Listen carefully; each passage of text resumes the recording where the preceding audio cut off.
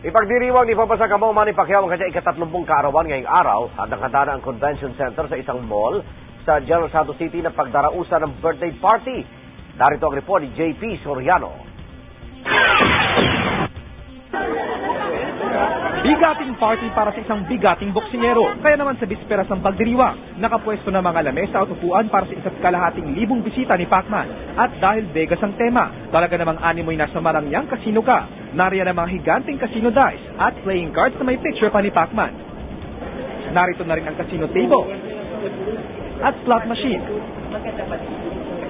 Plastado na rin ang stage para sa pagkatanghalang ilang surprise guests. Can we pick a card? So, masaya talaga. Everybody's excited already. Tapos, mayroon pa kaming mga slot machines. So, it's an interactive party. Kumpirmado ng dadalo sa 30th birthday celebration ni Manny ang ilang bigating pangalan sa boxing. Gaya ni David Diaz at Edwin Valero, top-rank boss Bab Arum at ang coach ni Manny na si Freddie Roach. Inaasahan din ang pagdalo ni Pangulong Arroyo sa party.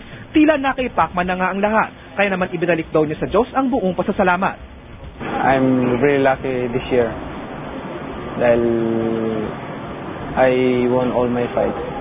Para sa unang balita, JP Soriano reporting.